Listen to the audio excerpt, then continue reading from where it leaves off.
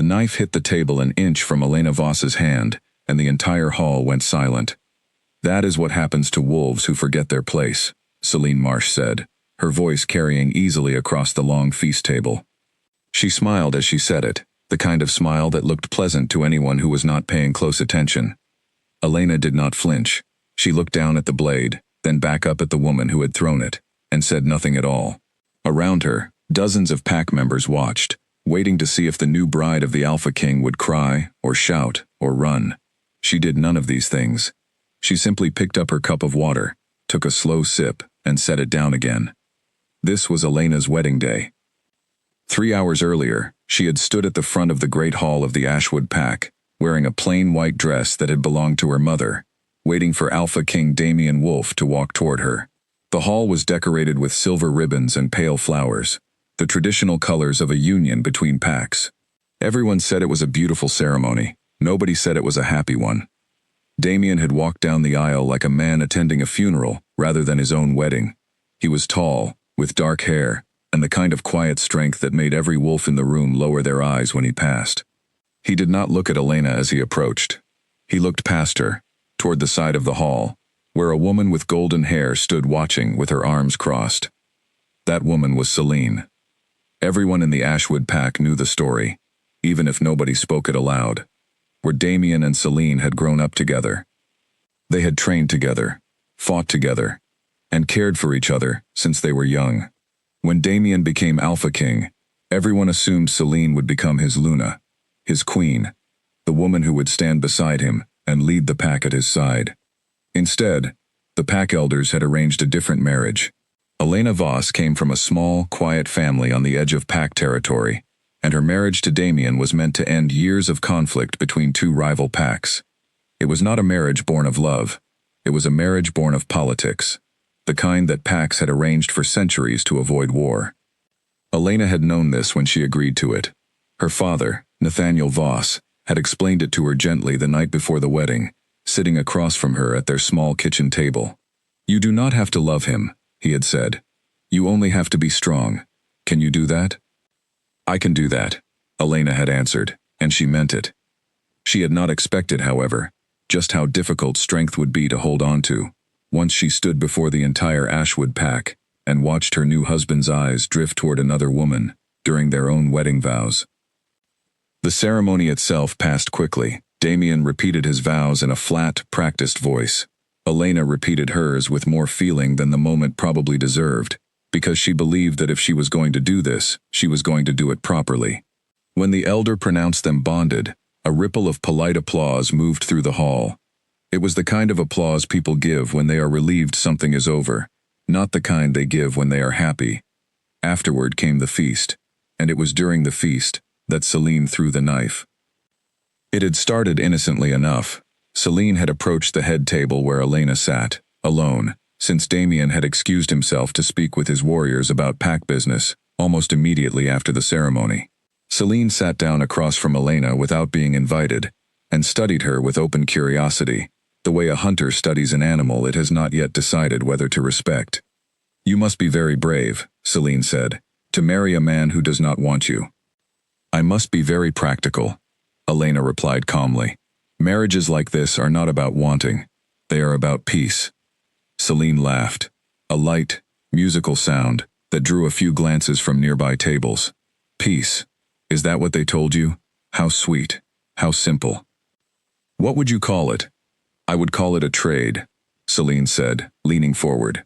"Your pack gave you away, because you were not worth keeping for anything better. And my Damian accepted you, because his elders forced his hand. Nobody in this room believes you belong here, Elena Voss. Least of all me." Elena held her gaze without blinking. "Then it is fortunate," she said. "That belonging was never something I came here asking for." It was this answer, calm and unbothered, that seemed to irritate Celine more than any argument could have. She reached for the small ceremonial knife resting near the centerpiece, the kind used to cut the wedding bread, and with a flick of her wrist, sent it skidding across the table until it stopped an inch from Elena's resting hand. "That is what happens to wolves who forget their place," she said, and the hall fell silent. Elena looked at the knife, she looked at Celine, and then, With the same steadiness she had carried since she walked down the aisle that morning, she picked up her cup of water instead of the blade and drank. Whispers moved through the hall like wind through dry grass. Some of the older pack members exchanged uneasy glances, clearly troubled by what they had just witnessed at a wedding feast. Others, younger and less wise, snickered quietly behind their hands, enjoying the spectacle of the outsider bride being put in her place. Damien returned to the hall a few minutes later, and someone must have told him what happened, because he glanced briefly at Elena, then at Celine, and said nothing to either of them. He took his seat at the head of the table as though nothing at all had occurred. Elena watched him do this, and felt something inside her chest go very still and very quiet, like a door closing gently, rather than slamming shut. She had not expected romance from this marriage. She had not even expected kindness, not really. But she had expected, perhaps foolishly, that her new husband would not sit and watch another woman humiliate her without a single word in her defense. That night, Elena was shown to her new quarters by a young pack member named Grace, who walked quickly and spoke even faster, clearly uncomfortable with the task she had been given. "Your rooms are this way, my lady," Grace said, not quite meeting Elena's eyes. "They are a little far from the Alpha's chambers. I hope that is all right." "How far is a little far?" Elena asked. "The other end of the east wing," Grace admitted. Elena said nothing, only nodded, and followed the girl down a long corridor, lit by torches that flickered against stone walls. The rooms, when they arrived, were plain but clean, with a narrow bed, a small writing desk, and a window that looked out over the training grounds, rather than the gardens. It was, Elena understood immediately, a room meant for a guest, not a wife. "Thank you, Grace," Elena said, and the girl bowed quickly and left, clearly relieved to be done with her assignment. Alone for the first time since the wedding began, Elena sat on the edge of the narrow bed and allowed herself, finally, one long breath that shook slightly as it left her chest. She did not cry. She had promised her father she would not cry, not where anyone could see her, and she intended to keep that promise even now, when no one was watching at all. Instead, she thought about her mother, Beatrice, who had died when Elena was young, and who her father rarely spoke of except to say that she had been the strongest woman he ever knew. She thought about the small house at the edge of Pack territory, where she had grown up, far from politics and thrones, and the games that powerful families played with people like currency. She thought about the letter her father had pressed into her hand, just before she left for Ashwood, sealed with wax, which he had told her not to open unless she truly needed to. She had almost opened it a dozen times already. She did not open it now. Instead, she rose, crossed to the window, and looked out at the training grounds below, empty and silver under the moonlight. Somewhere beyond those walls, she knew, Damien was likely with Celine, comforting her, perhaps, for the terrible ordeal of having to watch her love marry someone else. Elena felt no jealousy at this thought. She felt something closer to exhaustion, the particular tiredness of a person who has spent an entire day being strong in front of people who wanted nothing more than to see her break. A soft knock came at her door. Elena turned, surprised, and opened it, to find an older woman standing in the corridor, wrapped in a dark shawl, her silver hair pulled back in a simple braid. Elena did not recognize her, though something about the woman's sharp, watchful eyes felt oddly familiar, as though Elena had seen eyes like that somewhere before, long ago, in a memory she could not quite place. "Forgive me for disturbing you so late, my lady," the woman said. "I am Mira Ashford, healer to the Ashwood Pack. I wish to see that you were settled well after your journey." "That is kind of you," Elena said, though she suspected kindness was only part of the reason for the visit. "I am settled, thank you." Mira did not move to leave. Instead, she studied Elena's face for a long moment, longer than politeness would typically allow, her gaze moving over Elena's eyes, her cheekbones, the shape of her jaw, as though she were comparing what she saw to some picture held only in her memory. "You have your mother's eyes," Mira said finally, so quietly that Elena almost missed it. Elena went very still. "You knew my mother?" Something shifted in Mira's expression, a flicker of caution, quickly hidden. "I knew of her," Mira said, in a tone that suggested this was not quite the truth, or not all of it. "It has been a long time. Forgive me." I did not mean to trouble you on your wedding night with old memories. You are not troubling me, Elena said quickly. Please, if you know something about my mother, I would very much like to hear it. But Mira was already stepping back, drawing her shawl tighter around her shoulders. Another time, perhaps, she said. Rest well, my lady. Tomorrow will be easier than today. These things always are. And with that, she turned and walked quickly down the corridor, leaving Elena standing in her doorway with more questions than she had held an hour before. Elena closed the door slowly and leaned back against it, thinking. Mira's reaction had been strange, almost fearful, the way a person behaves when they have said more than they meant to. Elena had grown up hearing very little about her mother, only fragments here and there from her father, who always changed the subject quickly whenever Beatrice's name came up in conversation. She had always assumed this was simply grief, a father unable to speak easily about the wife he lost. Now, for the first time, she wondered if there was something more being protected than a memory. She thought of the sealed letter tucked into her bag, the one her father had told her not to open unless she truly needed to. Perhaps, she thought, that time was closer than she had believed. The next morning, Elena rose before the sun, a habit from her old life that she saw no reason to abandon simply because her circumstances had changed. She dressed simply and made her way toward the training grounds, drawn by the sound of wolves already moving through their morning drills.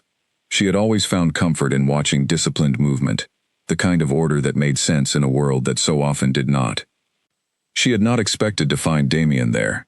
He stood at the center of the grounds, shirt damp with effort, sparring with a broad-shouldered warrior, whom Elena would later learn was named Garrick, the captain of the pack's guard.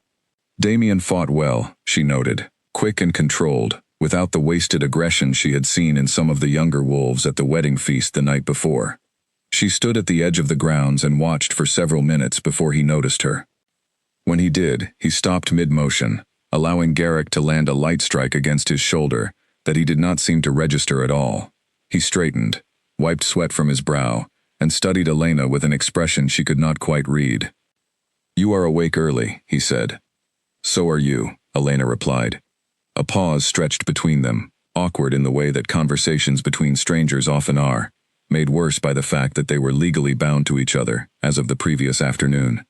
Garrick, sensing the tension, quietly excused himself, and moved off toward the far end of the grounds, leaving the two of them alone. "About last night," Damien began, and Elena felt a small, unexpected flicker of hope that he might finally acknowledge what had happened at the feast. "Yes," she said. "The knife," he said. "Celine should not have done that. It was not appropriate, especially not on your wedding day." "No," Elena agreed. "It was not." She waited for more, for an apology perhaps, or some assurance that such a thing would not happen again. Instead, Damien simply nodded, as though the matter were now closed, and turned to retrieve a cloth from a nearby bench to wipe the sweat from his face. "Is that all?" Elena asked, unable to stop herself. Damien glanced back at her, something like surprise crossing his features, as though he had not expected her to press the matter further. "What else would you have me say?" "Perhaps that it will not happen again," Elena said evenly. "Perhaps that your wife will not be treated as entertainment at future gatherings." Something tightened in Damien's jaw. "Celine has known me since we were children," he said, his voice carrying a defensive edge now. "She is grieving a life she believed she would have. I will speak with her, but I ask that you show her some patience."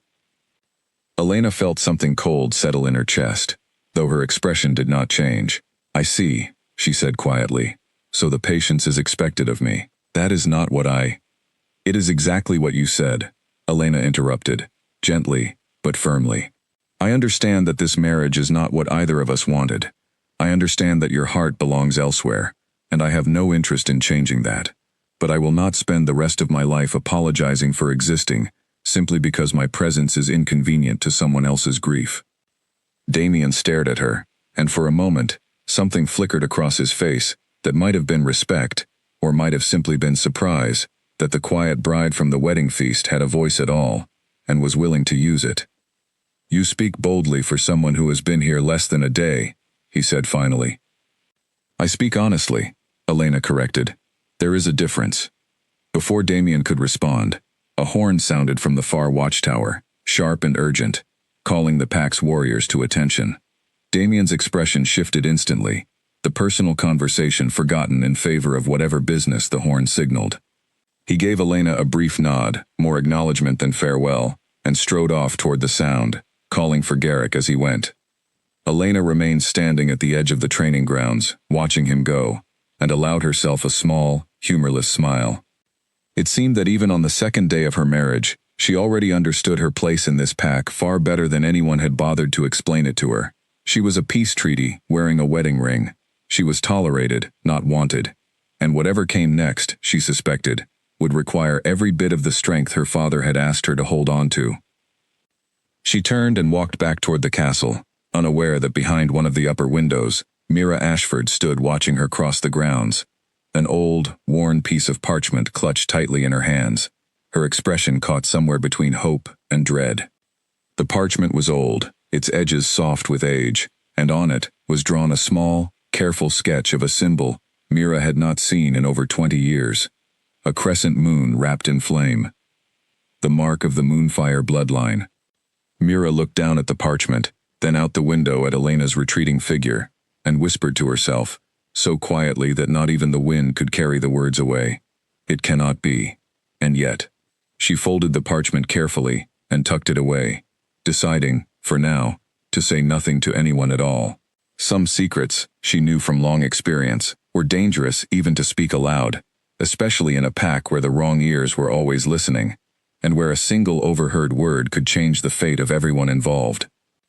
But she watched Elena disappear into the castle, and she could not shake the feeling that something long buried was finally beginning to stir. By the end of her first week in the Ashwood pack, Elena had learned 3 important things. The first was that the castle was enormous, far larger than anything she had known growing up, with corridors that twisted and doubled back on themselves in ways that still confused her when she tried to find her way from the kitchens to her own chambers. The second was that the pack members were divided into 2 clear groups, those who were curious about her and tried, in small quiet ways, to be kind, and those who had already decided, long before she arrived, that she did not belong. The third thing she learned was that Celine Marsh did not intend to leave her alone, not for a single day. It began with small things. A servant would deliver Elena's meals late, always with some apology about confusion in the kitchens, though Elena noticed that Celine's meals never seemed to suffer the same confusion. Her requests for simple items, a warmer blanket, a second candle for her writing desk, would go unanswered for days, only to be fulfilled the moment Elena mentioned them to someone other than the servants Celine seemed to have quiet influence over. Elena said nothing about any of it. She had decided, on her second night in the castle, that she would not give anyone the satisfaction of watching her complain. If she was going to survive here, she would do it quietly, on her own terms, without becoming the kind of person who begged for scraps of decency from people who had already made up their minds to withhold them. Instead, she spent her mornings walking the castle grounds, learning the paths and the people, and her afternoons in the small library tucked away in the western tower, a room that seemed to have been forgotten by most of the pack. It was there, surrounded by old books and the smell of dust and leather, that she felt most at ease. It was also there that she met Charlotte. Charlotte was the daughter of one of the pack elders, a bright, talkative young woman with a habit of speaking before she thought things through completely, which Elena found, after the careful silences of the castle, almost refreshing. "You're the new Luna," Charlotte said, the first time she found Elena in the library, not as a question, but as a simple observation, the way one might comment on the weather. "I am," Elena said. "And you are?" "Charlotte. My father is Elder Corwin. He sits on the pack council." She dropped into the chair across from Elena without waiting for an invitation, much the way Celine had done at the wedding feast, though Charlotte's curiosity felt entirely different, warmer, without the edge of cruelty. "Everyone is talking about you, you know." "I imagine they are," Elena said dryly. "Not all of it is bad," Charlotte offered, though her tone suggested that a fair portion of it was. "Some of the older wolves respect that you have not caused a single scene since you arrived. Celine causes scenes. You just sit there and take it, and somehow that makes her look worse than you." Elena considered this. "Is that meant to be a comfort?" "I don't know," Charlotte admitted with a small laugh. "I've never been very good at comforting people. My father says I should learn tact. I have not yet found the time. Despite herself, Elena felt the corner of her mouth lift into something close to a real smile, the first one she had allowed herself since arriving at Ashwood. I think I like you, Charlotte. Most people do, eventually, Charlotte said cheerfully. It usually takes them a while to get past how much I talk. They spent the rest of the afternoon together, and Elena found herself grateful for the company, grateful for a single person in this enormous castle who seemed to want nothing from her except conversation.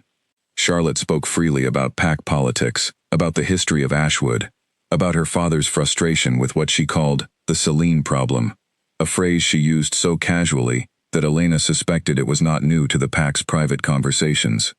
Your father does not approve of Celine? Elena asked carefully. Charlotte's expression grew more serious. My father believes in the old laws. Bloodline, succession, the balance the elders are meant to protect. Celine wanting to push you aside, wanting Damien to name her Luna instead, even though you are already bonded to him. That is not just unkind. It is against everything our pack is built on.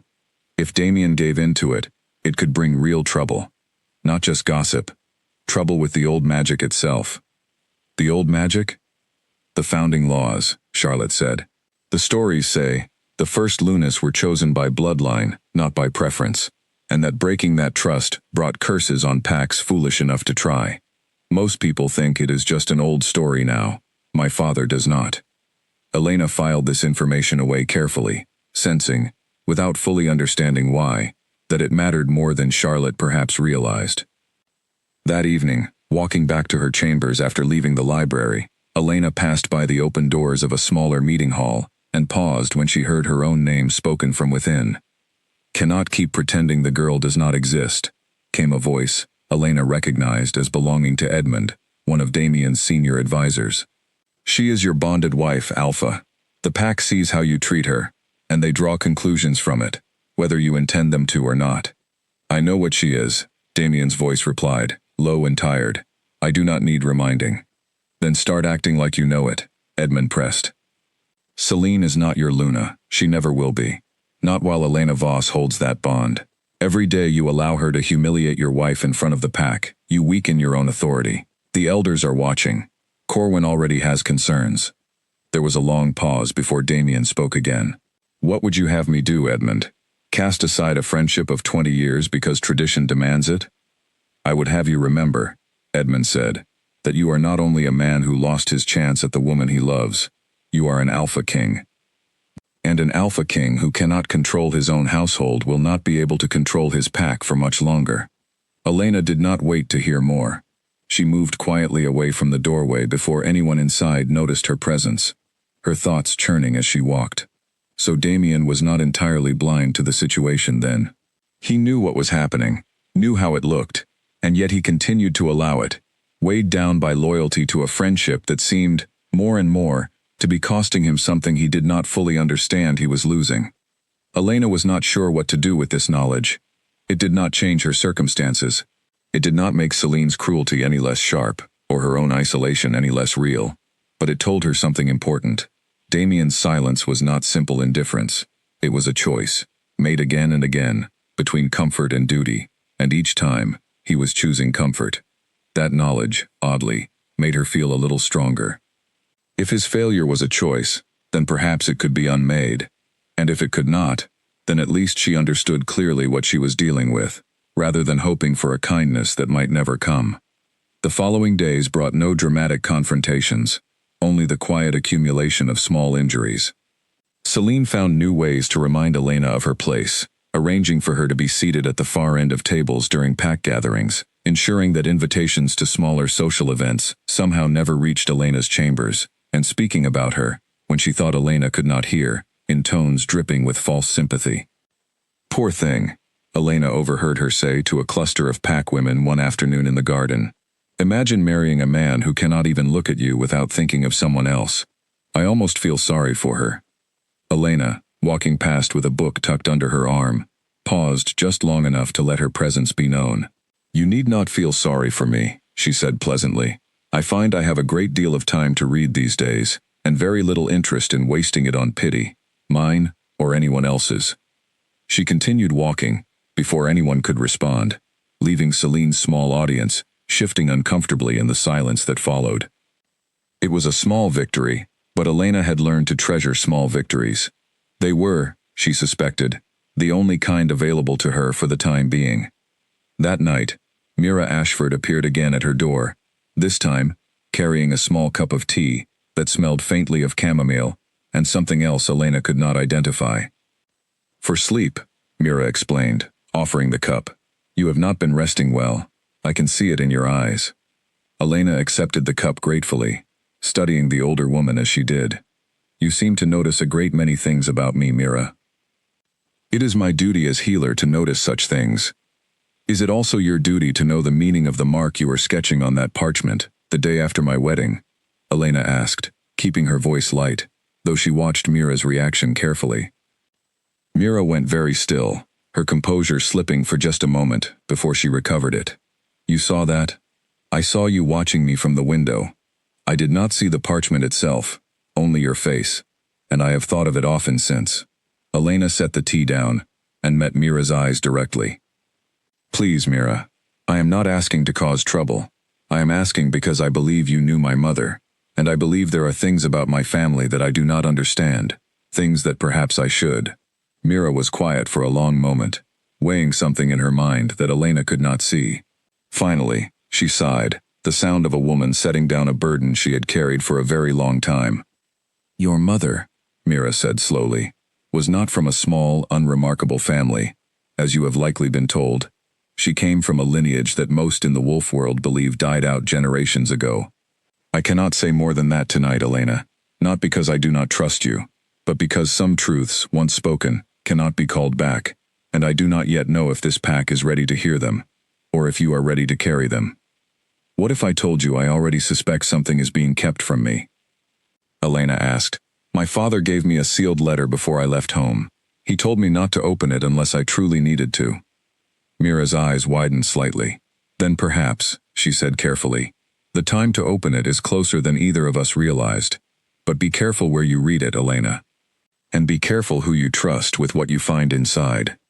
She left shortly after, offering no further explanation, and Elena sat alone in her chambers for a long while, the sealed letter now retrieved from the bottom of her trunk and resting in her lap, unopened, but no longer ignorable. She traced her finger along the wax seal, her father's mark pressed into it, and thought of his words the night before she left home. "You do not have to love him. You only have to be strong." Perhaps, she thought, strength was about to mean something different than she had first believed. She did not open the letter that night. Something told her the moment was not yet right, that there was still more to understand before she was ready for whatever truth waited inside. But she placed it carefully beneath her pillow, close enough to reach in the dark, and for the first time since arriving at Ashwood, she fell asleep without the heavy weight of loneliness pressing down on her chest. Somewhere else in the castle, in a chamber far grander than Elena's own, Celine Marsh sat before her mirror, brushing her golden hair with slow, deliberate strokes, already planning her next move. She had watched Elena's quiet composure over the past week with growing frustration. She had expected tears. She had expected the girl to run home to her small, unimportant family within days, leaving the path clear for Celine to finally claim the position she had always believed belonged to her. Instead, Elena remained, calm and unbothered, and that calm was beginning to unsettle Celine more than any argument could have. "She thinks silence makes her strong," Celine murmured to her reflection.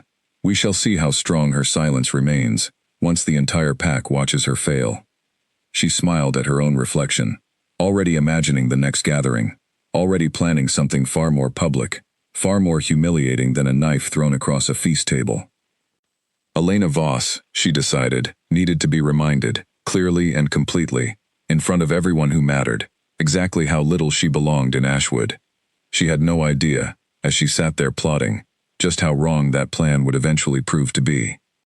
The harvest gathering was the largest event on the Ashwood pack calendar, a night when every family, from the highest elder to the newest pup, came together in the great hall to celebrate the changing season.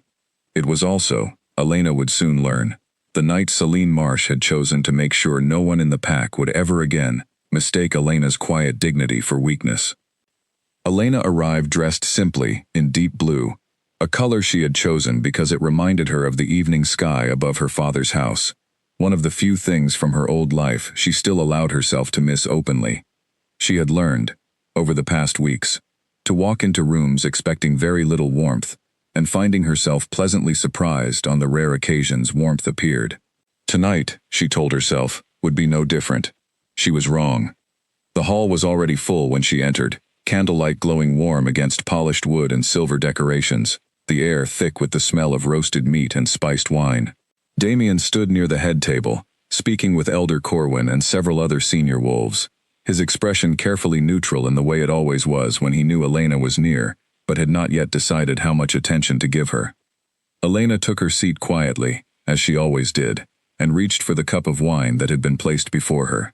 Before she could lift it to her lips, Celine appeared, gliding toward the table with a grace that seemed designed entirely for an audience, her golden gown catching the candlelight as she moved. "Elena," Celine said warmly, too warmly, in a voice pitched to carry. "How lovely you look tonight. Blue suits you. It matches how tired you always seem." A few nearby wolves chuckled, and Elena felt the familiar tightening in her chest, the effort of keeping her expression calm, even as the words landed exactly where they were meant to. "Thank you, Celine," Elena replied evenly. "I find comfort in familiar colors." "How practical of you," Celine said, reaching for the wine pitcher on the table, as though to refill Elena's cup, a gesture that, to anyone watching from a distance, would have looked like simple courtesy. It was not courtesy.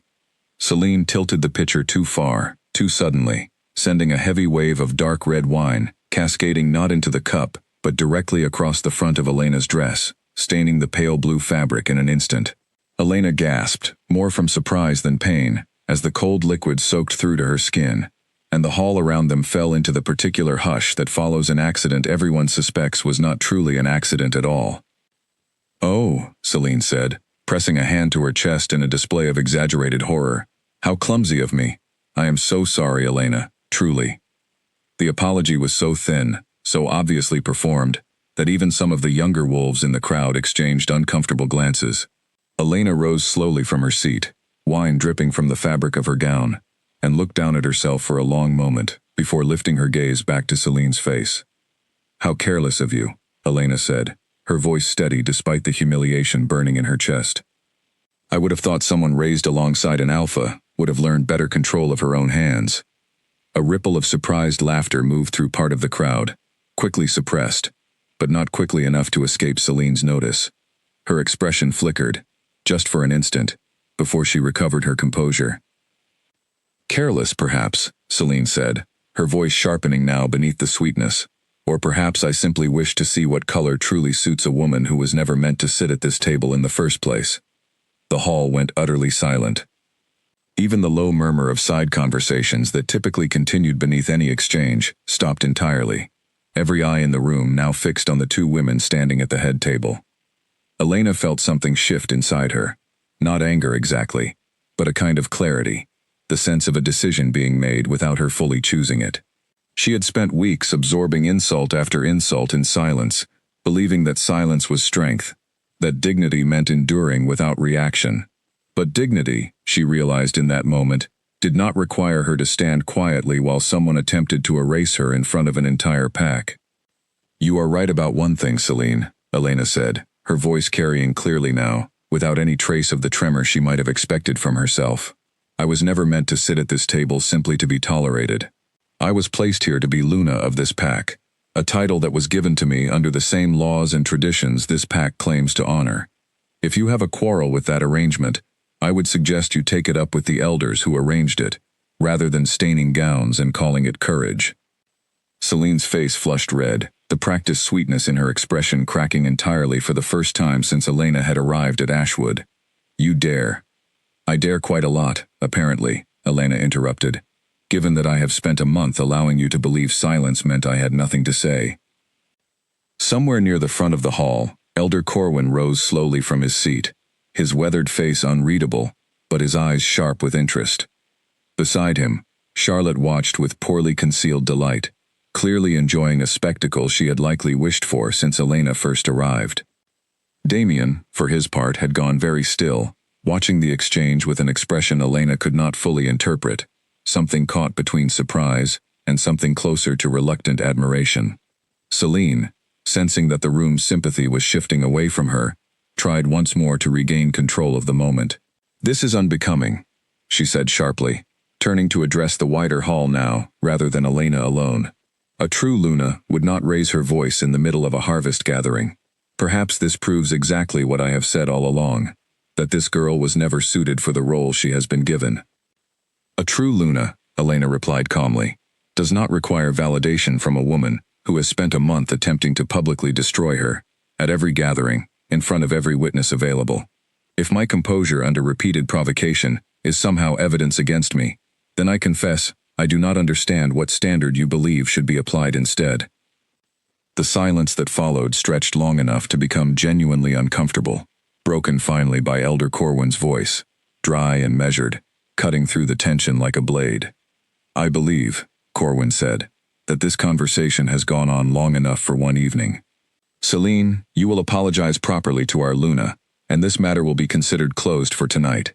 Celine's eyes widened in disbelief, clearly having expected the elders, or at least Damien, to intervene on her behalf rather than Elena's.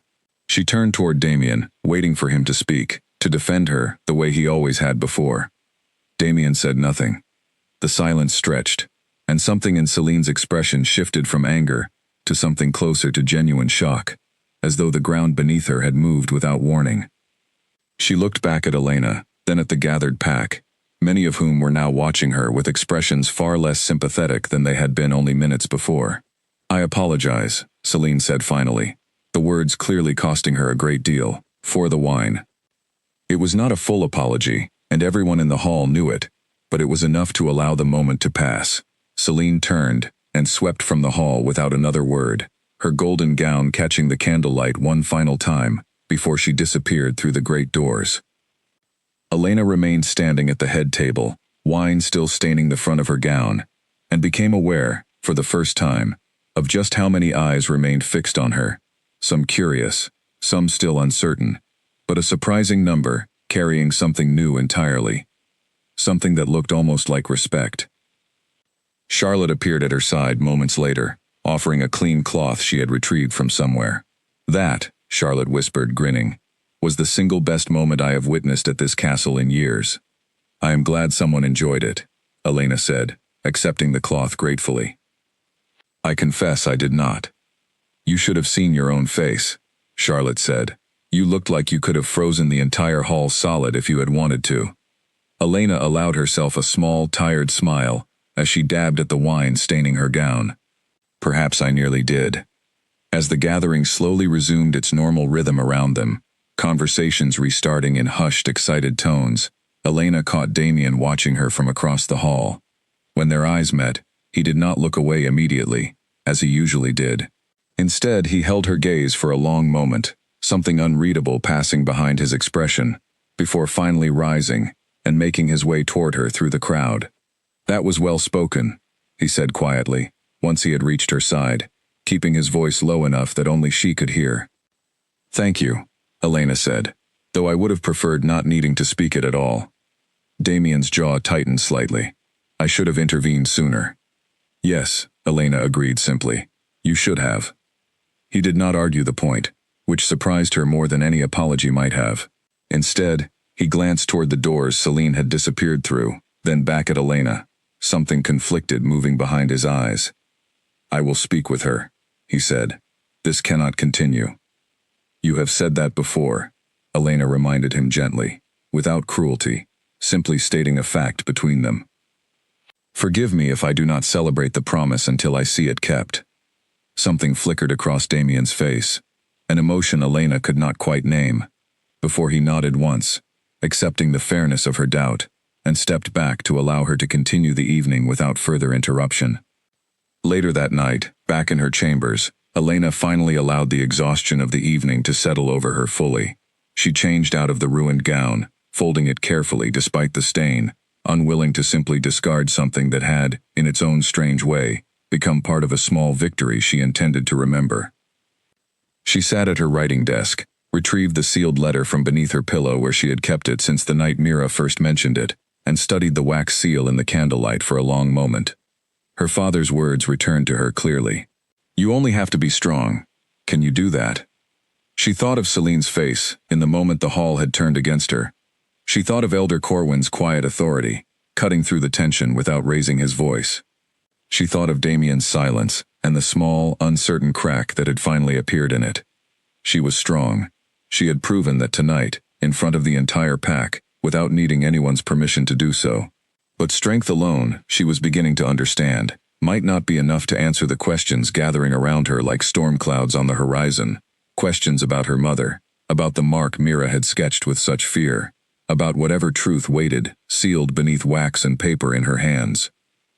She broke the seal. The parchment inside was old, the handwriting careful and familiar, unmistakably her father's. She unfolded it slowly, her heart beating faster than she expected, and began to read.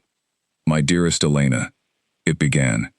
If you are reading this, then you have likely begun to sense that something about our family has never quite added up, some question you cannot yet name but cannot ignore either. I am sorry I could not tell you sooner. I was trying to protect you, though I have come to understand, too late perhaps, that protection built on silence eventually crumbles on its own. Your mother was not simply a woman from a small family, as I allowed everyone, including you, to believe. She was born into a bloodline older than any pack currently standing, a lineage the wolf world believed extinguished generations ago, hunted nearly to extinction by those who feared the power it carried. She hid herself among ordinary families for safety, and when she met me, she chose to remain hidden rather than risk the life such power might invite. You carry her blood, Elena. I do not know what that will mean for you, now that you have entered a pack as significant as Ashwood, surrounded by elders who study old laws, and healers who remember old symbols. I only know that I could not send you into that world without at least this warning, however incomplete it must remain. Trust carefully, watch closely, and remember, whatever you discover about where you come from, that the woman I raised was always strong, long before any bloodline gave her reason to be. I love you. Be well. Be careful. Your father, Nathaniel. Elena sat perfectly still for a long time after finishing the letter, the candle beside her burning low, casting long shadows across the small desk. Outside her window, the harvest moon hung full and silver in the night sky, and for the first time since arriving at Ashwood, Elena found herself looking up at it, not with exhaustion, but with something closer to quiet, uncertain wonder. Whatever waited for her in this castle, she understood now, was only beginning to reveal itself. You cannot be serious. Edmund's voice cracked through the council chamber like a whip, sharper than Elena had ever heard the composed advisor speak. She stood just outside the half-open door, having come to deliver a message from Charlotte, and found herself frozen in place by the tension pouring out from within. I am entirely serious, Damien replied, though his voice carried none of the confidence his words claimed. Celine has asked to be recognized as Luna in name, if not in full authority. A ceremonial title only. It would ease her position within the pack. A ceremonial title, Edmund repeated flatly. Alpha, there is no such thing as a ceremonial Luna. The title carries authority whether you intend it to or not. You already have a bonded wife holding that position. You cannot simply hand pieces of it to someone else, because it would be convenient. I am not asking your permission, Edmund. I am informing you of my intention. Then I hope you are prepared for what it will cost you, Edmund said, because Elder Corwin will not accept this quietly, and neither, I suspect, will the rest of the council. Elena stepped back from the doorway before either man noticed her, her heart pounding as she made her way quickly down the corridor, Charlotte's message entirely forgotten. She had known, in some distant way, that Celine's ambitions extended beyond petty cruelty at feasts and gatherings. But hearing it spoken so plainly, hearing Damien actually consider granting Celine a title that belonged, by law and bond, to Elena herself, sent a cold shock through her chest that no amount of composure could fully mask. She found Mira later that evening in the small healer's chamber, tucked into the castle's lower level, surrounded by shelves of dried herbs and neatly labeled jars, and told her what she had overheard. Mira's expression darkened considerably as she listened. This is worse than I feared, she said, setting down the mortar and pestle she had been using. If Damien grants Celine any formal recognition, while you remain bonded as Luna, he risks more than pack unrest, Elena. He risks invoking the old consequences directly. Charlotte mentioned something about curses, Elena said. I assumed it was mostly legend. Legend built on truth often outlives the truth itself. But that does not make it false, Mira said. The founding laws of the wolf packs were not simply political tradition. They were tied to bloodline magic, magic that predates even the oldest packs currently standing. When a bonded Luna's rightful place is displaced without lawful cause, without her death, her betrayal, or her willing release, the old magic does not simply allow it to pass quietly. It responds. Responds how? Mira hesitated. The stories differ. Some speak of illness spreading through a pack's bloodline. Others speak of a pack's strength weakening at the moon, generation after generation, until the original wrong is corrected, or the pack itself fades into nothing. I do not know which version holds truth, if any of them do fully, but I do know that the elders who study these laws take them seriously, Corwin most of all, and I would wager he already suspects the danger Damien is flirting with. Elena absorbed this in silence, her mind turning over the pieces slowly. And what of my mother's bloodline? Does that carry a bearing here as well? Mira's gaze sharpened. You read the letter. I did. Then you understand more than you did a week ago, though perhaps not enough yet to understand everything. Mira moved closer, lowering her voice even though they were alone. The Moonfire bloodline, if that is truly what runs in your family, was not simply another lineage among many. It was the bloodline from which the very first Lunas were drawn, generations before Ashwood, or any current pack existed. If that blood runs true in you, Elena, then your bond to Damien is not simply a political arrangement between two families. It carries a weight neither of you likely understood when you agreed to it. But no one else knows this, Elena said slowly. Not Damien, not the elders, only you. For now, Mira agreed. Though I do not know how much longer that will remain true. Secrets in a place like this rarely stay buried forever, especially not ones with this much weight attached to them. Elena left the healer's chamber that night with more questions circling her mind than answers, but one thing had become entirely clear. Whatever Damien chose to do about Celine's demands in the coming days, the consequences would reach far beyond hurt pride or wounded dignity. She resolved, walking back toward her own chambers through the quiet, torchlit corridors, that she would not simply wait to discover what those consequences might be. She would speak with Damien directly. She found him the following morning on the eastern balcony overlooking the training grounds, alone for once, watching the pack's younger wolves practice their morning drills below. He glanced up as she approached, something guarded settling over his features immediately, as though he already suspected what conversation was coming. You spoke with Celine about a title, Elena said, deciding there was no benefit in circling the subject carefully. A ceremonial Luna position. Damien's expression flickered with surprise, quickly masked. How did you hear of that? Does it matter? Is it true?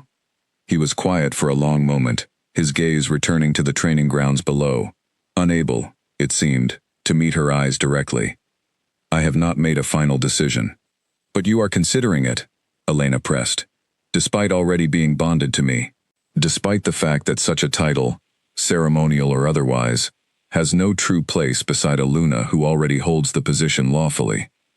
Celine has given everything to this pack, Damien said, his voice tightening with something between guilt and defensiveness. She trained alongside me. She has fought for Ashwood more times than I can count. I owe her something for that. You owe her respect for her service, Elena said, keeping her voice level, despite the anger building beneath her calm exterior. You do not owe her my title. Those are not the same debt, Damien, and I think, somewhere beneath whatever guilt you are carrying, you already know that. Damien turned to face her fully then, something raw flickering behind his usually controlled expression. You do not understand what it is like, he said, to watch someone you have loved for most of your life stand at the edge of every gathering, forced to witness a bond that was never meant to exist in the first place. No, Elena agreed quietly. I do not understand that particular pain. But I understand what it is like to stand at the center of gatherings I was never wanted at, enduring humiliation you did nothing to prevent, while the man bonded to me weighs whether to hand pieces of my title away to ease someone else's discomfort. I understand that very well, Damien, because I have lived it every single day since I arrived here.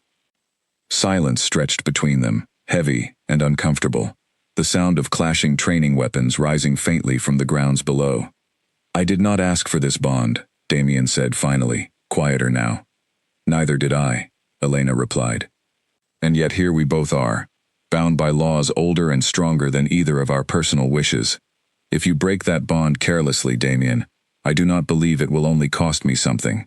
I believe, from what I am beginning to understand, that it may cost this entire pack far more than either of us can currently imagine.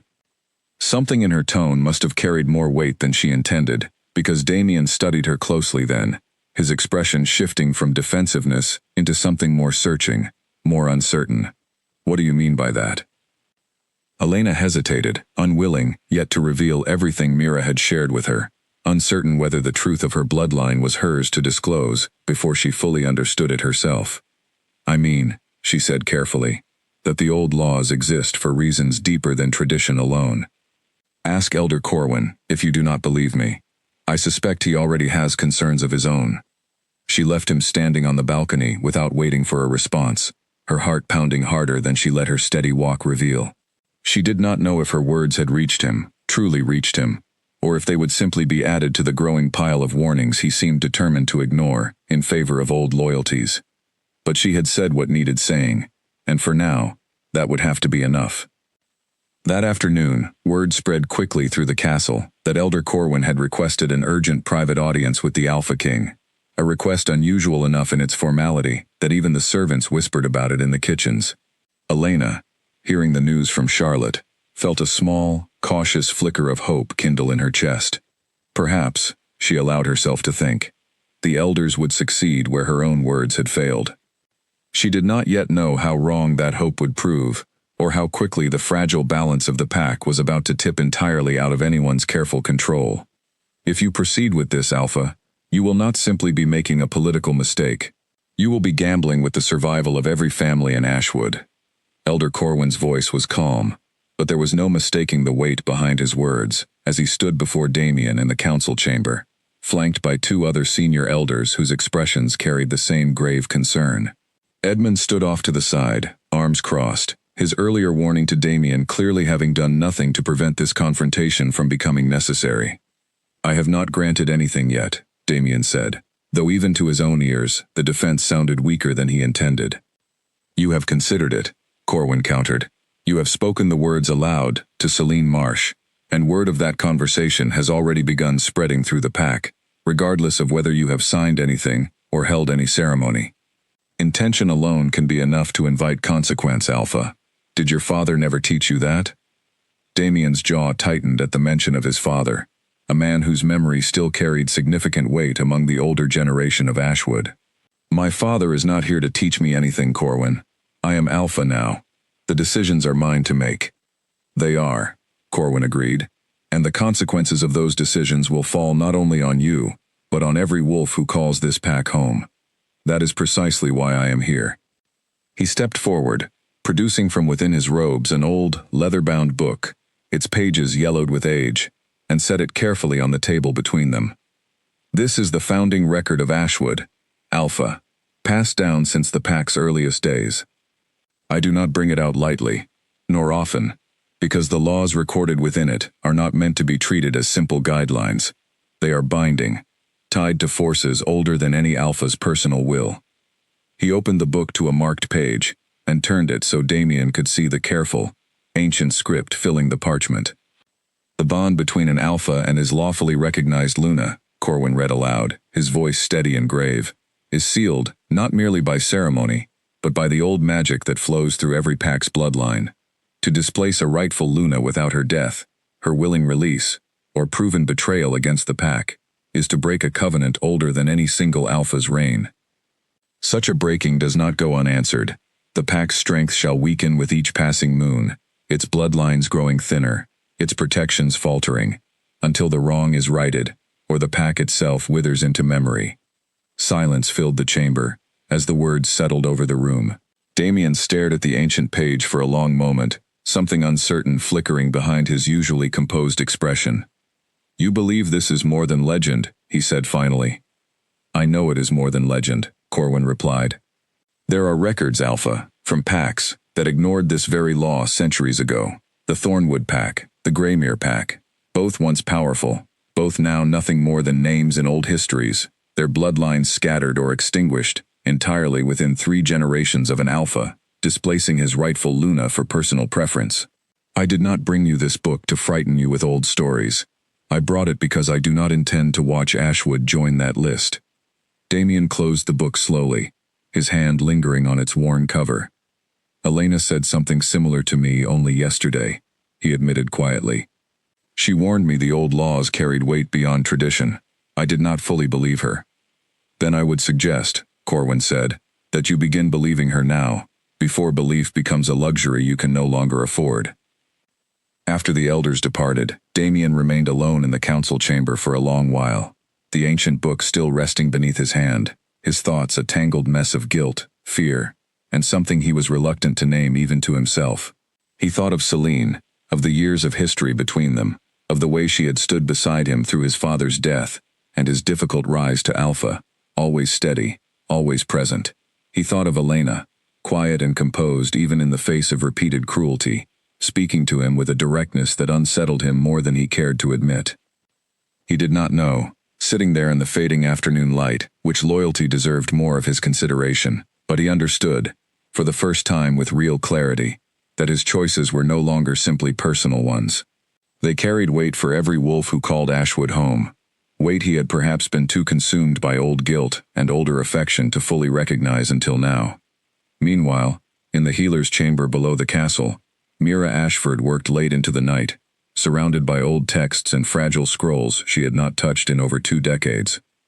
She had begun her search the moment Elena confirmed the contents of her father's letter, determined to understand exactly what bloodline truly ran through the young Luna's veins, and what that bloodline might mean for the future of Ashwood.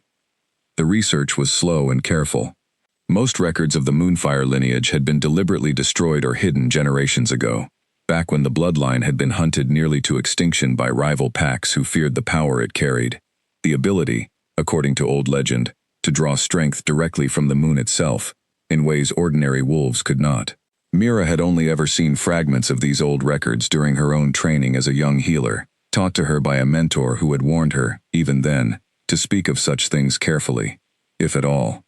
She found what she was looking for near midnight, tucked into a nearly forgotten scroll, buried beneath decades of dust, in the deepest shelf of the chamber's back corner. The scroll described the Moonfire bloodline's defining mark, a crescent moon wrapped in flame, said to reveal itself in the eyes of a true descendant during moments of intense emotion or danger, glowing faintly silver, where ordinary wolf eyes would not. Mira thought immediately of the strange, fleeting shimmer she had noticed in Elena's eyes on the night of her arrival, a shimmer she had dismissed at the time as simply a trick of candlelight. She had not been wrong to notice it after all. Setting the scroll aside carefully, Mira allowed herself a long, slow breath, processing the full weight of what she now understood. If Elena Voss truly carried the Moonfire bloodline in full strength, and everything Mira had uncovered suggested she did, then the young woman sitting quietly in her chambers upstairs, enduring humiliation and cold silence, from a pack too blind to recognize what stood among them, was not simply a political bride, chosen to settle old conflicts. She was the rightful heir to a lineage from which the very first Lunas in wolf history had been drawn. Mira knew she could not keep this knowledge private for much longer. Word of Damien's consideration toward granting Celine a ceremonial title had already spread through the castle, and if the situation continued escalating without intervention, Mira feared the consequences would arrive far faster than anyone was prepared to handle. But she also understood, with the caution born of long experience, that revealing such knowledge carelessly could be just as dangerous as concealing it. If word reached the wrong ears too soon, ears belonging to those who might see Elena's bloodline as a threat to be eliminated rather than a truth to be honored, the consequences could be far worse than any curse described in Corwin's ancient book. She resolved, sitting alone in the flickering candlelight of her chamber, that she would speak with Elder Corwin directly, carefully, and soon. If anyone in Ashwood could be trusted to handle such knowledge with the seriousness it deserved, It was the elder, who had already risked confronting his own alpha, rather than watch old laws be broken carelessly. The following morning, however, before Mira could act on her resolution, news reached the castle that changed the course of everything that followed. Celine Marsh, frustrated by the elder's resistance to her demands, and increasingly desperate to secure the position she had spent years believing was rightfully hers, had begun quietly gathering support among a faction of younger pack members, wolves who had grown resentful of what they viewed as outdated traditions holding back necessary change. Among her claims, whispered carefully to sympathetic ears, was an accusation far more dangerous than simple political ambition. She suggested that Elena Voss was not simply an unremarkable outsider bride, but something stranger, something unnatural. She spoke of the odd behavior she claimed to have witnessed, strange conversations overheard between Elena and the pack healer, secretive visits late at night, whispered mentions of bloodlines and old symbols that no ordinary wolf family would have any reason to discuss. She did not yet know the full truth of what she was accusing Elena of representing, but she understood, with the sharp instinct of someone desperate to protect her own position, that fear could be a far more powerful weapon than jealousy alone, especially in a pack already unsettled by uncertainty about its future. By midday, whispers of witchcraft had begun spreading through the lower halls of the castle, carried by servants and younger pack members eager for gossip, growing more exaggerated with each retelling. By evening, the whispers had reached Elder Corwin himself, who received the news with a grim, weary expression that suggested he understood immediately just how dangerous this new development had become. Elena, unaware of the storm building around her, spent that day much as she had spent every day since her arrival, quietly reading in the Western Library, unaware that somewhere in the castle, a plan was already forming that would drag every secret she carried directly into the light, whether she was ready for it or not. "Bring her forward." Garrick's voice echoed across the packed courtyard as two guards took hold of Elena's arms, more gently than she expected given the circumstances, but firmly enough that she understood immediately she was not being invited to walk anywhere on her own terms. She had been summoned from the library without warning, told only that Elder Corwin required her presence, and had followed without suspicion, trusting the elder's usual measured calm. She had not expected to find nearly the entire pack gathered in the courtyard, arranged in tense, whispering clusters around a raised wooden platform, or to see Celine standing at its center, dressed in deep crimson, her expression carrying the particular satisfaction of someone who believed they had finally won. "What is happening?" Elena demanded, though she suspected, with a cold sinking feeling, that she already knew. "You are accused," Celine announced, her voice carrying easily across the silent courtyard, "of practicing forbidden magic against this pack, of consorting secretly with our healer to hide unnatural abilities from your bonded alpha and the elders who welcomed you into Ashwood's protection." A murmur rippled through the gathered crowd, some faces showing genuine alarm, others clearly skeptical, but all of them watching Elena with an intensity that made her skin prickle uncomfortably. "This is absurd," Elena said, keeping her voice level despite the fear beginning to coil in her stomach. "I have done nothing but endure this pack's hostility since the day I arrived." "Then explain," Celine pressed, stepping closer. "The secret meetings with Mira Ashford. Explain the whispered talk of bloodlines and ancient symbols that servants have overheard from outside your chamber door. Explain why our healer has spent weeks buried in forbidden texts that have not been touched in decades, ever since your arrival in this pack." Elena's eyes flicked involuntarily toward the edge of the crowd, where Mira stood pale and still, clearly caught off guard by how quickly and publicly this confrontation had escalated. Somewhere near the platform, Damien stood beside Elder Corwin, his expression torn between confusion and growing alarm, clearly having been summoned to this spectacle with as little warning as Elena herself had received. "Whatever conversations I have had with Mira," Elena said carefully, "were private matters, concerning my own family history. They have nothing to do with witchcraft, and everything to do with a truth I am still working to understand myself." "How convenient," Celine said, "that this truth remains so carefully hidden from the rest of us, perhaps because it is not truth at all, but something far more dangerous." She turned to address the crowd directly now, her voice rising with practiced conviction. "This pack took in an outsider, believing her nothing more than a political arrangement, harmless and unremarkable. But I have watched her closely these past weeks. I have seen the strange stillness in her eyes when she thinks no one is paying attention. I have heard the whispers surrounding her mother's true origins. I believe, and I am not alone in this belief, that Elena Voss has hidden something from this pack since the very day she arrived, and that our Alpha's blindness toward her has put every family here at risk. Enough, Damien said, finally stepping forward, his voice carrying the authority Elena had rarely heard him use since her arrival.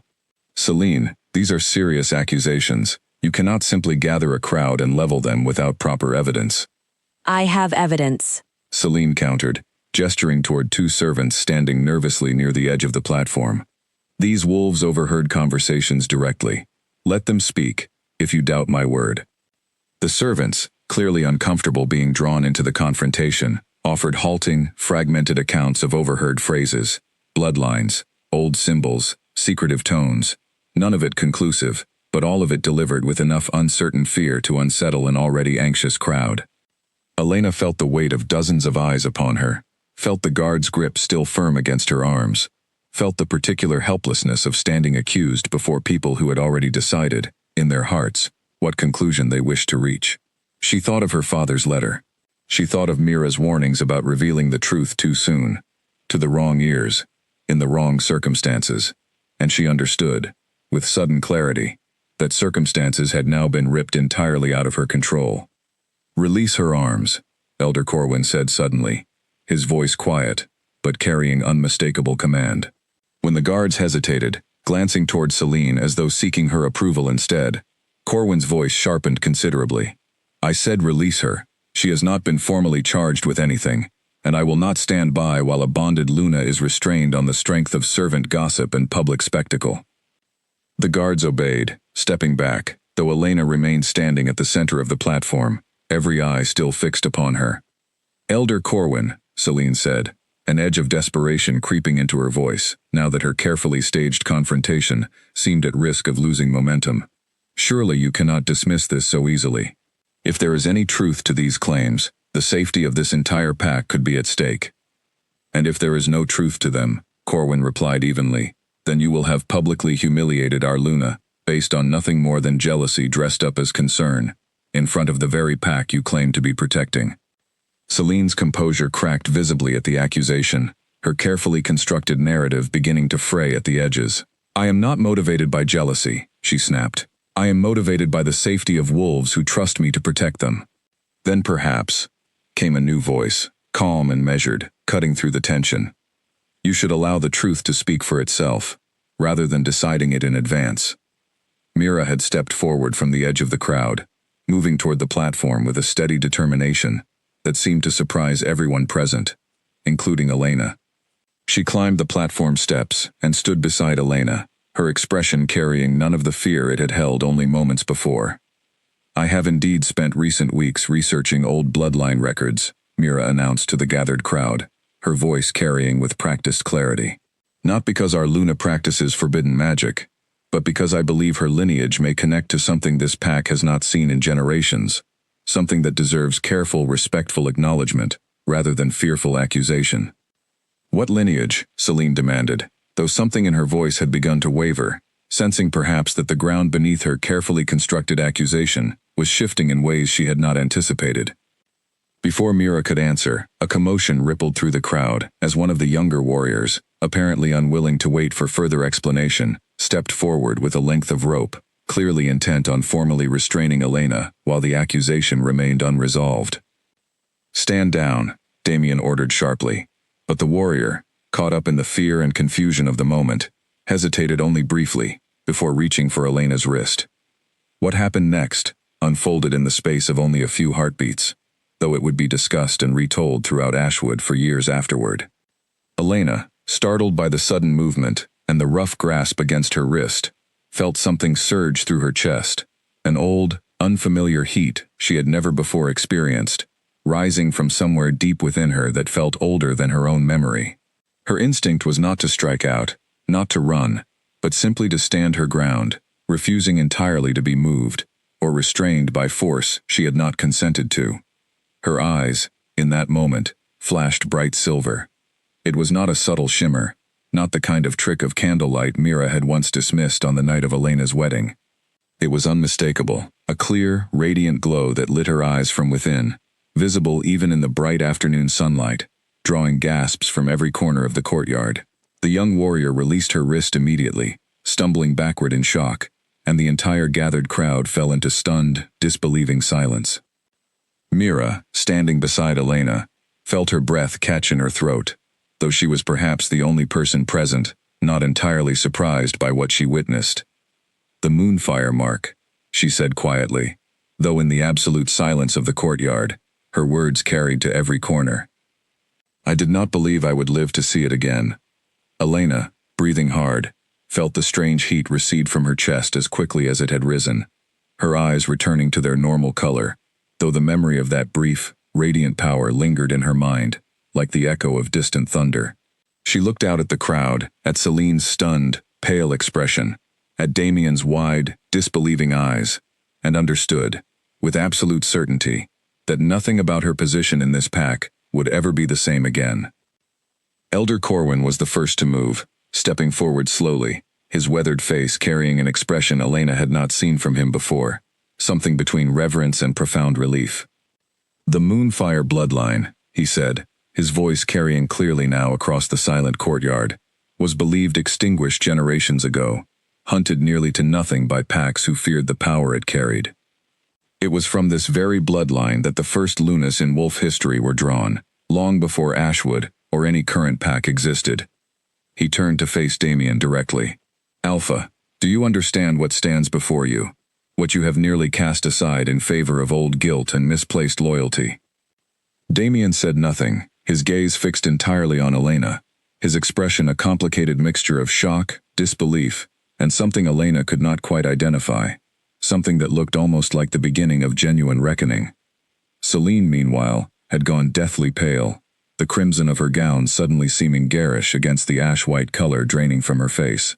She looked around at the crowd she had gathered to witness Elena's humiliation, now staring instead in stunned awe at the very woman she had accused, and understood, with dawning horror, that her carefully staged confrontation had accomplished the exact opposite of everything she had intended.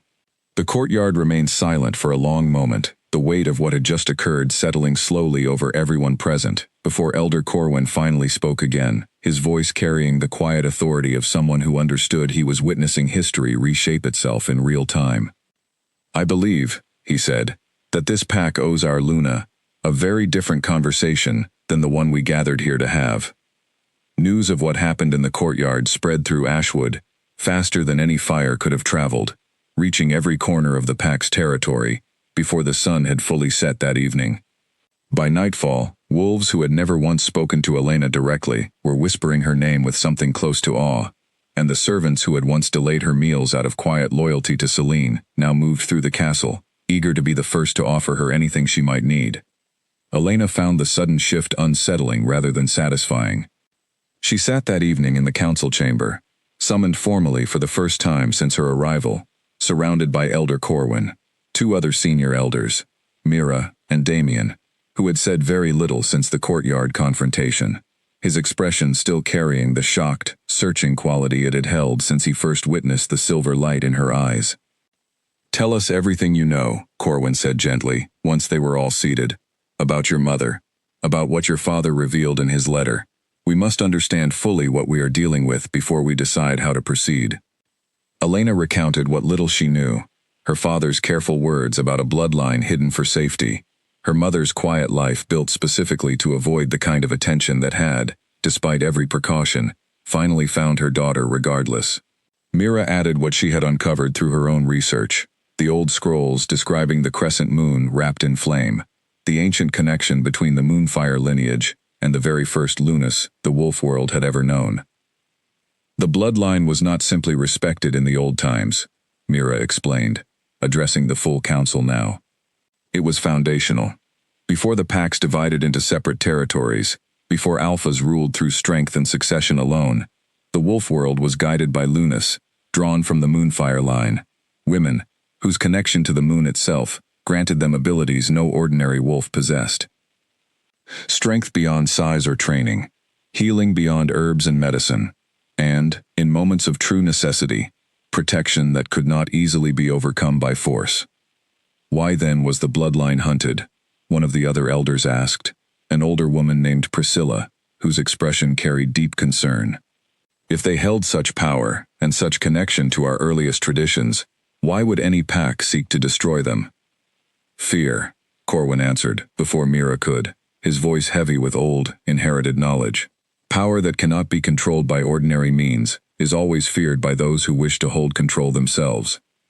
As packs grew more numerous, more competitive, more concerned with territory and conquest than with the old balance, ambitious alphas began to see Moonfire Lunas not as guardians, but as obstacles, women whose power and independence could not be easily bent to serve personal ambition. Over generations, the bloodline was deliberately hunted nearly to extinction, its remaining members forced into hiding, its very existence eventually dismissed as legend by packs who preferred a simpler, more convenient history. Elena listened to this history with a strange, hollow feeling settling in her chest. My mother hid herself for this reason, she said quietly. She built an entire life in obscurity, to protect herself, and eventually, to protect me. And she succeeded, Mira said gently, for longer than perhaps anyone expected. You lived nearly your entire life without ever knowing what ran through your blood. That alone speaks to how carefully she guarded you. Until I arrived here, Elena said, and everything she protected me from finally found me anyway. The chamber fell quiet for a moment, the weight of that truth settling over everyone present. What happens now? Damien asked finally, breaking his long silence, his voice carrying a rawness Elena had not heard from him before. If the bloodline carries this much history, this much significance, what does that mean for Elena's position here? For the bond between us? Corwin considered the question carefully before answering. It means, Alpha, that the woman you nearly cast aside in favor of ceremonial compromise is not simply your lawfully bonded Luna by arrangement. She is, by blood and old tradition, more suited to the role of Luna than any woman currently living in the wolf world that I am aware of. It means that your earlier consideration toward granting Celine any formal recognition was not simply unwise. It was, without either of you understanding it at the time, dangerously close to inviting the very curse this council feared. Damien's expression tightened visibly at this, guilt and shock warring openly across his features. I did not know, he said quietly. I swear to you, I did not know what I was risking. Ignorance does not undo consequence, Corwin said, not unkindly, but it does explain how such a mistake came to be nearly made. I would suggest, Alpha, that you spend considerably more care in your decisions going forward, now that ignorance is no longer an excuse available to you. The council continued late into the evening, discussing how best to formally acknowledge Elena's true lineage to the wider pack, how to address the accusations Celine had leveled against her, and what protections might need to be put in place should news of the Moonfire bloodline's survival spread beyond Ashwood's borders, to packs who might view such power as either a threat to eliminate or a prize to claim through less honorable means. Elena left the meeting well past midnight, exhausted in a way that had little to do with the late hour, and everything to do with the sheer weight of everything she had learned in a single day. She found herself walking not toward her own chambers, but toward the small garden tucked behind the western tower, the one place in the castle that had always felt quiet enough to think clearly. She was not entirely surprised to find Damien already there, standing near the low stone wall that overlooked the moonlit hills beyond Ashwood's borders. I owe you an apology, he said, without turning to face her immediately. Not simply for tonight, or for the courtyard, but for every day since your arrival, that I allowed you to be treated as though you mattered less than you did. You do, Elena agreed simply, seeing no benefit in softening the truth now, after everything that had unfolded. Though I confess, I am curious whether this apology comes because you now understand what you nearly cost this pack, or because you now understand what I truly am. Damien turned to face her fully then, something searching and genuinely uncertain in his expression. Does it matter which reason moves me first, if the outcome of caring for you properly remains the same either way? It matters a great deal, Elena said. A wife respected only because her bloodline demands it is not so very different from a wife tolerated, only because politics demanded her marriage in the first place. If you cannot see value in me beyond what my blood carries, then very little has actually changed between us tonight. Damien was quiet for a long moment, clearly weighing her words carefully, rather than offering a quick, easy response simply to smooth over the tension between them. "I watched you stand in that courtyard," he said finally, "accused publicly, restrained by guards, surrounded by a crowd eager to believe the worst of you, and you did not break, not once. That composure, that strength, existed in you long before anyone in this pack understood what bloodline ran beneath it. I noticed it the very first week you arrived, Elena, though I was too consumed by my own guilt and old loyalties to admit what I was noticing, even to myself." Elena studied his face carefully, searching for the practiced diplomacy she had grown accustomed to hearing from him, and found, instead, something that felt unmistakably sincere.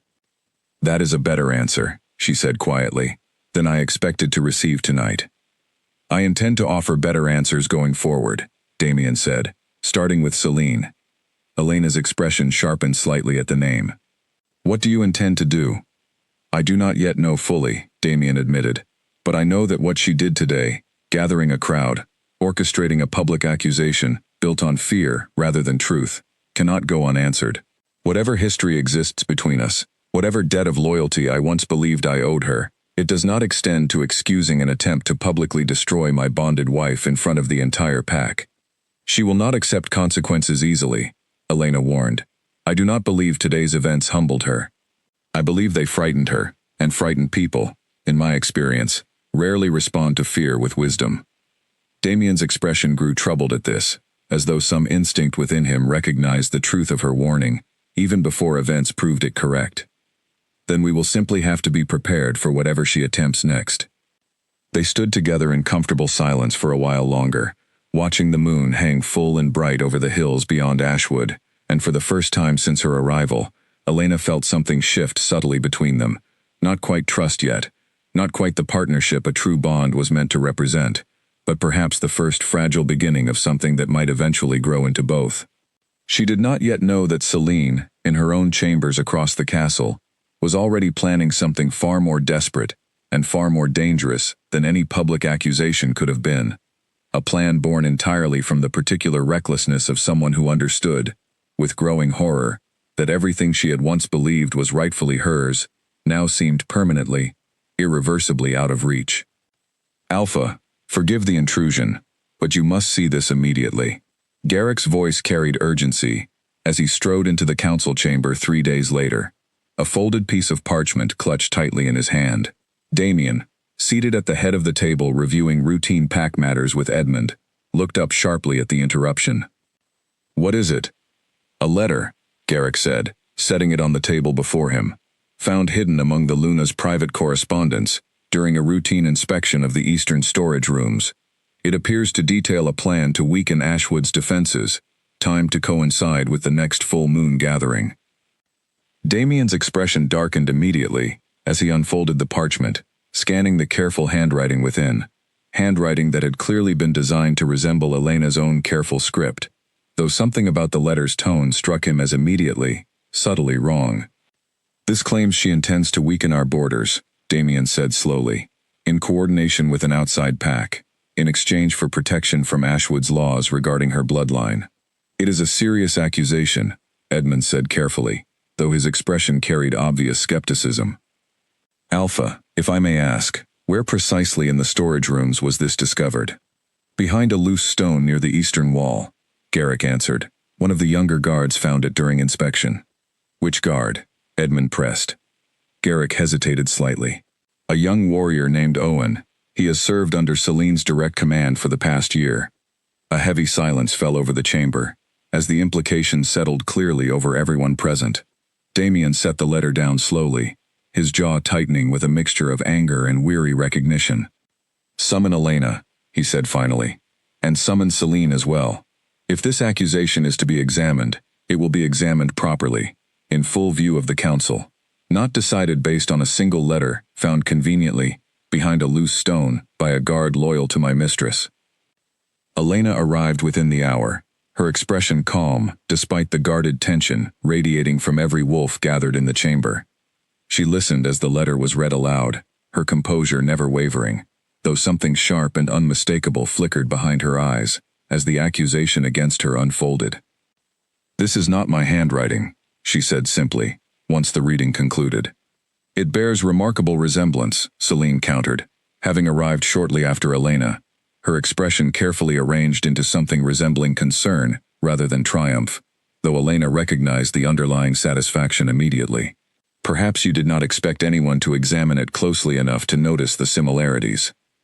Or perhaps, Elena replied evenly, someone studied my handwriting carefully enough to attempt a convincing forgery, and simply did not succeed as thoroughly as they hoped. That is a serious accusation to level in return, Corwin said, though his tone remained carefully neutral, clearly unwilling to rush toward any conclusion without proper examination. It is no more serious than the accusation already leveled against me, Elena pointed out.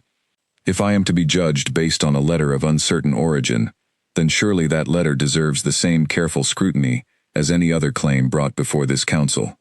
Mira, who had been asked to attend given her established knowledge of Elena's situation, stepped forward at this point, her expression thoughtful. There is a simple way to test the letter's authenticity, she said. I have observed Elena's handwriting on several occasions, in correspondence and personal notes. If the council wishes, I can compare samples directly, alongside anyone else familiar with genuine examples of her writing. A reasonable suggestion, Corwin agreed. Elena, would you be willing to provide a sample for direct comparison? Gladly, Elena said, and within minutes, fresh parchment and ink were provided, allowing her to write several lines under the direct observation of the full council. The comparison, once completed, proved immediately and unmistakably clear. While the forged letter had captured certain surface qualities of Elena's script, the pressure of her pen strokes, the particular slant of certain letters, and small habitual flourishes present in her natural writing, were entirely absent from the accusing document. Even Celine's carefully arranged expression faltered slightly, as Corwin held both samples side by side, the differences plain enough for everyone in the chamber to see clearly. This is not conclusive proof of forgery alone, Edmund said carefully, though his tone suggested he found the evidence quite persuasive already. But it raises serious doubt about the letter's authenticity. Perhaps, Damien said, his gaze shifting toward Celine now, we should also examine more closely how this letter came to be discovered in the first place. Garrick, sensing the direction the conversation was moving, cleared his throat uncomfortably. I can summon the guard who found it, Alpha, if the council wishes to question him directly. Summon him, Damien ordered. Owen arrived a short while later, clearly nervous under the weight of so many senior wolves' attention, his eyes flickering repeatedly toward Celine before he could stop himself, a habit that did not go unnoticed by anyone present. Tell the council, Corwin said, his voice gentle but firm, exactly how you came to discover this letter. Owen swallowed hard. I was conducting routine inspection of the storage rooms, as I do every week. I noticed a loose stone near the eastern wall and investigated, finding the letter hidden behind it. How did you know to inspect that particular stone? Corwin pressed. Storage room inspections typically involve checking supplies, not examining individual stones in the wall for hidden compartments. Owen hesitated, his gaze flickering toward Celine once more, before dropping to the floor entirely. I was told the stone appeared loose during a previous inspection, and that I should check behind it carefully. Who told you this? Corwin asked, though his tone suggested he already suspected the answer clearly enough. The silence stretched long and uncomfortable before Owen finally spoke, his voice barely above a whisper. She said she had noticed the loose stone herself, and thought it worth investigating properly. Every eye in the chamber turned toward Celine, whose carefully composed expression had finally, completely collapsed under the weight of the unfolding truth. She opened her mouth to offer some explanation, some defense, but nothing emerged except a strangled, furious silence. Celine, Damien said quietly, his voice carrying a weariness that seemed to have aged him years within the span of a single conversation. Did you place that letter behind the stone yourself? The silence stretched agonizingly before Celine finally spoke, her voice small and tight, with barely controlled fury. I did what was necessary, she said, to protect this pack from a threat none of you seemed willing to take seriously. There was no threat, Damien said. There was only your inability to accept that the position you wanted was never rightfully yours to claim. She stole everything from me. Celine's composure finally shattered entirely, her voice rising sharply enough to echo off the chamber walls. Everything I spent my entire life working toward, everything I believed I had earned through years of loyalty and sacrifice, gone the moment some unknown girl arrived with a bloodline none of us even knew existed until 3 days ago. Tell me, Alpha, was it fair for me to lose everything to blood alone, when I gave you years of devotion in return? It was never a competition between you and Elena, Damien said, his voice hardening now with clarity that had been sorely lacking in the weeks prior. It was a bond, sealed by law and tradition, that I allowed my own guilt and misplaced loyalty toward you to endanger. That failure belongs to me, Celine, and I will carry it as my own mistake. But your response to that failure, forging evidence, orchestrating public humiliation, endangering an innocent woman's safety and reputation through deliberate deception, that belongs entirely to you. Elder Corwin rose slowly from his seat, his expression grave. Celine Marsh, you stand accused of forging false evidence against your Luna, of manipulating a junior warrior into deception, and of endangering the stability of this entire pack through reckless personal ambition. These are not minor offenses. They will require formal judgment before this full council. Celine looked around the chamber one final time, at Damien's cold, resolved expression, at Corwin's grave authority, at Elena's steady, unbroken composure, and understood, with dawning, horrified clarity, that every plan she had constructed to secure her place in Ashwood had instead ensured her complete and total removal from it. This is not over, she said finally, her voice trembling with barely restrained emotion as guards moved to escort her from the chamber for formal judgment. You will regret this, all of you, especially you, Elena Voss. Elena watched her be led away without any particular satisfaction, only a quiet, tired relief that the danger, at least this particular danger, had finally been addressed openly and honestly, rather than left to fester in whispered accusations and hidden schemes. That was well handled, Mira murmured to her, once the chamber had begun to empty, the council members dispersing to discuss the details of Celine's formal judgment.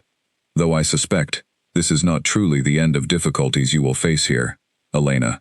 Power, once threatened, rarely surrenders quietly, even when its schemes are fully exposed. I am beginning to understand that, Elena said, watching Damien across the emptying chamber, his expression still carrying the weight of everything that had just unfolded.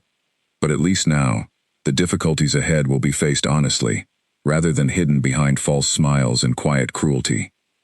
She was not entirely wrong in this assessment, though she did not yet know just how much reckoning still remained ahead, both for the pack she now stood at the center of, and for the man whose bond to her had nearly been discarded, before either of them understood what true value it actually carried.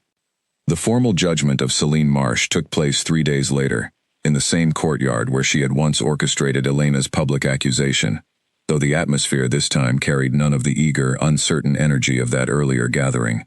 Instead, the pack assembled in solemn, quiet rows, aware that they were witnessing something that would be remembered and discussed for generations within Ashwood's history. Elder Corwin presided over the proceedings, flanked by Priscilla and the third senior elder, a stern, quiet wolf named Bramwell, who had remained largely silent throughout the earlier chaos, but whose judgment, Elena had learned, carried significant weight among the pack's oldest families. Celine Marsh, Corwin began, his voice carrying clearly across the silent courtyard. You stand before this council, having confessed to forging evidence against your rightfully bonded Luna, to manipulating a junior warrior into participating in deception against pack leadership, and to orchestrating a public accusation designed to endanger an innocent woman's safety and standing within this pack. How do you answer these charges? Celine stood before the council with her hands bound loosely before her, a formality rather than any true restraint given her cooperation throughout the proceedings, her expression carrying none of the fire and defiance she had displayed in the council chamber days earlier. Instead, she looked pale and hollow, the weight of her own actions finally settling fully upon her, now that the audience for her schemes had shifted from a pack she hoped to win over, into a council prepared to judge her fairly. I do not deny what I have done, she said quietly. I believed, foolishly, that desperation justified deception. I understand now how badly I misjudged both the situation and myself. Understanding arrives late, Corwin said, not unkindly, but firmly, though better late than never at all. This council has considered your case carefully, weighing your years of service to this pack against the severity of your recent actions. We have decided that exile, rather than harsher punishment, best serves justice in this circumstance. A murmur moved through the gathered crowd at this pronouncement, some clearly relieved that the punishment carried mercy alongside consequence, others perhaps disappointed that a more severe judgment had not been rendered. You will leave Ashwood territory within 3 days, Corwin continued, and you will not return, nor seek position within any pack allied with Ashwood, through treaty or blood, for a period of no less than 10 years. Should you violate these terms, harsher judgment will follow without further leniency.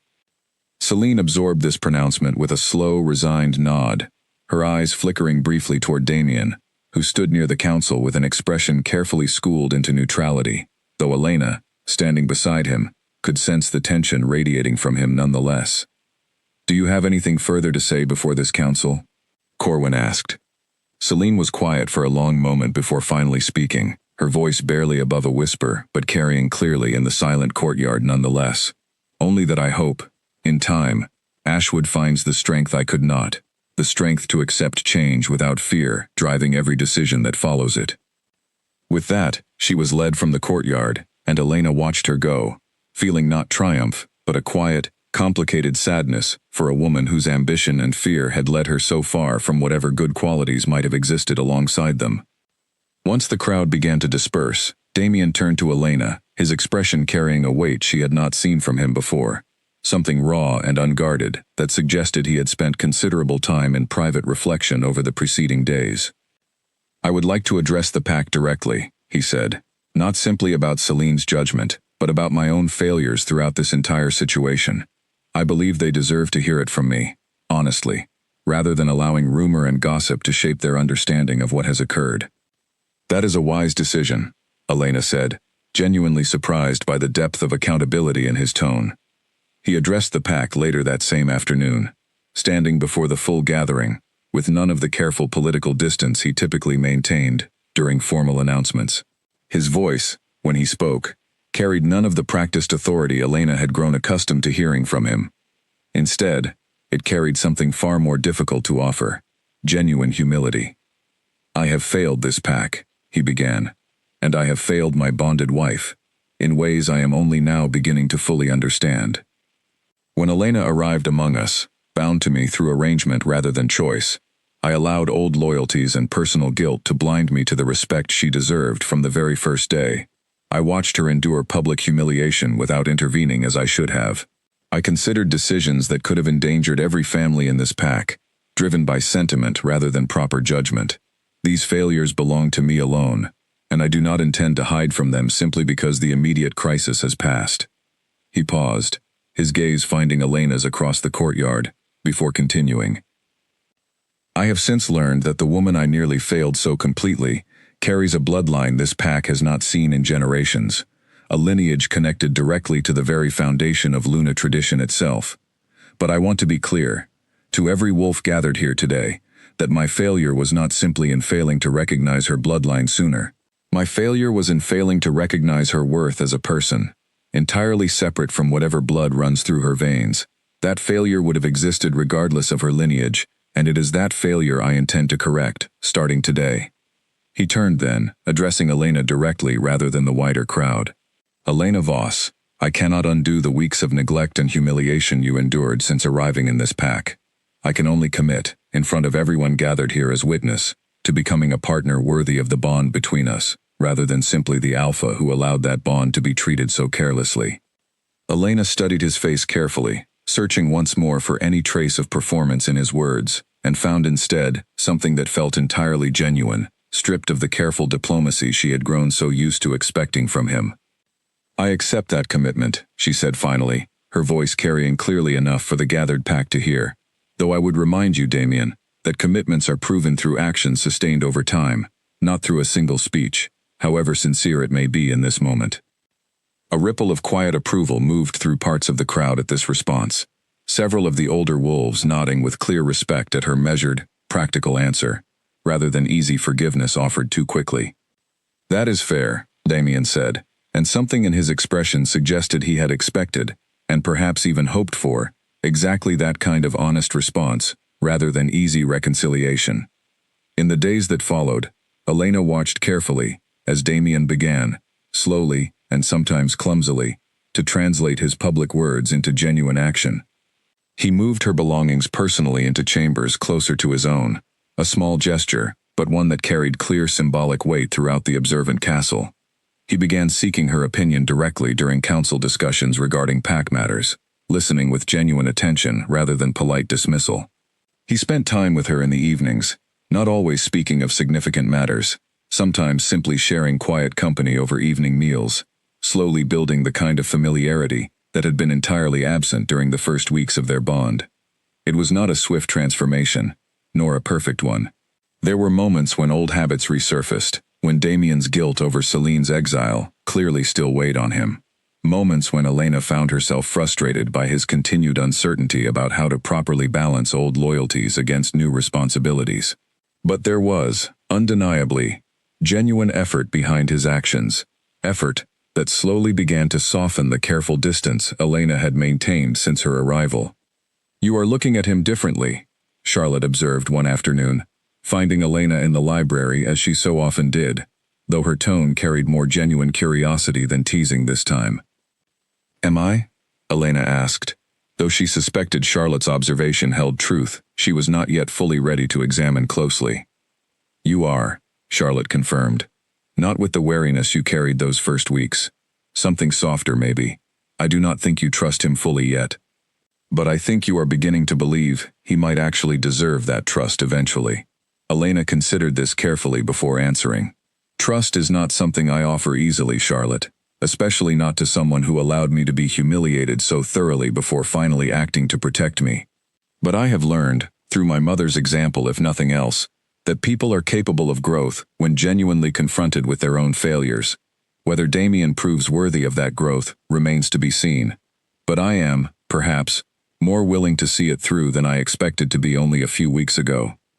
Meanwhile, word of the Moonfire bloodline's survival had begun spreading beyond Ashwood's borders, carried by traveling merchants and messengers between allied packs, generating exactly the kind of attention Mira had feared from the very beginning. Elder Corwin, aware of the risks such attention could bring, began quietly strengthening Ashwood's defenses and diplomatic relationships, determined to ensure that Elena's true lineage brought protection to the pack, rather than the kind of dangerous ambition that had hunted her bloodline nearly to extinction generations earlier. Elena, for her part, found herself gradually settling into a role she had never expected to hold, not simply Luna by political arrangement, but Luna by ancient right and growing respect, a position that carried far more weight and responsibility than she had anticipated when she first walked down the aisle toward a husband who could not meet her eyes. She did not yet know how thoroughly her new standing would be tested in the months ahead, as neighboring packs began sending careful, curious envoys, eager to assess the truth of the rumors themselves. But she understood, standing now at the center of a pack that had once dismissed her entirely, that whatever challenges awaited, she would face them from a position far stronger than the one she had arrived with, both in bloodline and in the quiet, hard-won respect she had earned through her own strength alone. The envoy from the Blackridge pack arrived without warning, on a cold morning, 3 months after Celine's exile. 5 armed wolves standing at Ashwood's main gate, demanding to see, in their words, the woman claiming descent from the Moonfire line, their tone carrying more suspicion than respect. Elena met them personally, standing beside Damien at the gate, rather than waiting to be summoned or protected from the confrontation. A choice that visibly surprised the Blackridge envoy's leader, a broad-shouldered wolf named Henry, who had clearly expected either a frightened girl or an arrogant pretender, and found instead a composed, steady woman, entirely unbothered by his obvious skepticism. "I do not claim descent from anything," Elena said calmly, before Henry could begin whatever prepared speech he had clearly intended to deliver. "I simply am what I am. You are welcome to observe and judge for yourselves, though I would remind you that Ashwood extends hospitality to guests who arrive with proper respect, not demands shouted at our gate." Henry's expression flickered with surprise at her directness, clearly unused to being addressed so plainly by someone he had expected to intimidate easily. "Forgive my approach," he said, adjusting his tone considerably. Word of the Moonfire Bloodline survival has caused considerable concern among several packs, myself included. Concern that such power, if genuine, might upset balances long held between our territories. A reasonable concern, Elena acknowledged, though I would point out that concern is best addressed through honest conversation, rather than armed demands at another pack's gate. Come inside, share a meal with us, ask your questions properly, and I will answer them as honestly as I am able.